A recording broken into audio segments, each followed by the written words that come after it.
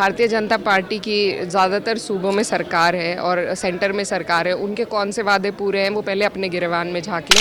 वादे उनके झूठे हैं, जो 15 लाख की बात करते थे, जो 2 करोड़ नौकरियों की बात करते थे, किसानों की आय दुगनी करने की बात करते थे, आज तक वो गन्ने का दाम भी फिक्स नहीं कर पाए। मैं गन्ना बेल्ट से आती हूँ, इस बार भी कैबिनेट मीटिंग में कोई दाम उन्होंने फिक्स नहीं किया है। तो ऐसे लोगों को तो शर्म आनी चाहिए दूसरों पर सवाल उठाने से पहले। और हमने देखा है कि आम आदमी पार्टी ने किस तरीके से स्कूलों को यहाँ पर उनकी काया पलट करी है, किस तरीके से मुफ्त में बिजली देने का काम किया है 200 यूनिट।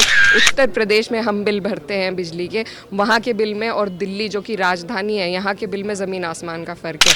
और सरकार ने वहाँ पर एक वीआईपी कल्चर के तहत जो व्यवस्था को ख़राब करने का काम किया है, तो उसका भी एक बड़ा रोल है। इस तरीके से भगदड़ जो मची है वहाँ पर। दिल्ली विधानसभा चुनाव को साधने के लिए अब पूरी तरीके से तैयारी और मैदान में उसी तरह की लड़ाई अब की जा रही है। जंगपुरा विधानसभा जहां से मनीष सिसोदिया चुनाव लड़ रहे हैं, उनके चुनाव प्रचार में आज कैराना सांसद इकरा हसन जी आई हुई हैं। थोड़ी बातचीत कर लेते हैं। इकरा जी, पहला सवाल यहां से करना चाहूंगा कि आपको एक ऐसी सीट पर बुलाया गया जहां पर मनीष सिसोदिया पहली बार चुनाव लड़े, 3 बार कहीं और से लड़े, जीते, और यहाँ पर जहाँ आप मौजूद है मुस्लिम आबादी है, क्या एक नेगेटिव मैसेज जो आम आदमी की पार्टी की तरफ से दिया जा रहा था, क्या उसको पॉजिटिव में आप कन्वर्ट कर पाएंगे? नेगेटिव मैसेज तो हमने कोई नहीं सुना। यही है कि विकास के लिए आम आदमी पार्टी का मुद्दा सिर्फ विकास का है, और जो पार्टियां विकास के मुद्दे पर चुनाव लड़ रही हैं तो उन्हीं को आगे बढ़ना चाहिए। जो सिर्फ बंटवारे की बात करती हैं उन पार्टियों को मेरे हिसाब से राजनीति में जनता को आगे नहीं बढ़ाना चाहिए। और यही देखते हुए हमारे राष्ट्रीय अध्यक्ष माननीय अखिलेश यादव जी ने यहाँ पर आम आदमी पार्टी का समर्थन करने का फैसला किया है। तो हम सभी लोग कोशिश कर रहे हैं कि यहाँ से जैसा हमें बाहर से दिखाई दे रहा था वैसा ही यहाँ आकर महसूस हो रहा है कि तीसरी बार आम आदमी पार्टी सरकार बनाने जा रही है। लेकिन इकरा जी, दिल्ली में दावा कर रही है बीजेपी के इस बार जो है आम आदमी पार्टी ने जो काम किए वो वादे जो पूरे नहीं कर पाई, इस बार जो है जनता उनको जो जवाब देगी। ऐसा कुछ हो पाएगा कि आम आदमी पार्टी को वोटिंग के मामले में थोड़ा सा नीचे आना पड़े? मुझे नहीं लगता। देखिए, भारतीय जनता पार्टी की ज़्यादातर सूबों में सरकार है और सेंटर में सरकार है, उनके कौन से वादे पूरे हैं वो पहले अपने गिरबान में झांक लें।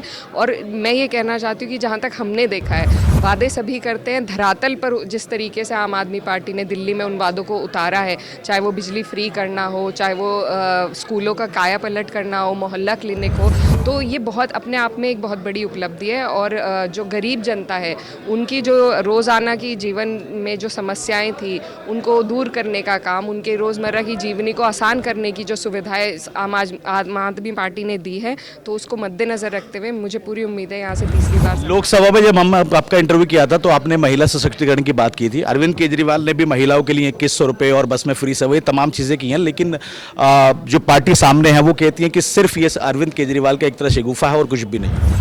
देखिए, ऐसा बिल्कुल नहीं है, क्योंकि हमने वादे उनके झूठे हैं जो 15 लाख की बात करते थे, जो 2 करोड़ नौकरियों की बात करते थे, किसानों की आय दुगनी करने की बात करते थे, आज तक वो गन्ने का दाम भी फिक्स नहीं कर पाए। मैं गन्ना बेल्ट से आती हूँ, इस बार भी कैबिनेट मीटिंग में कोई दाम उन्होंने फिक्स नहीं किया है।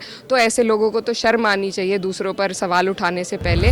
और हमने देखा है कि आम आदमी पार्टी ने किस तरीके से स्कूलों को यहाँ पर उनकी काया पलट करी है, किस तरीके से मुफ्त में बिजली देने का काम किया है 200 यूनिट।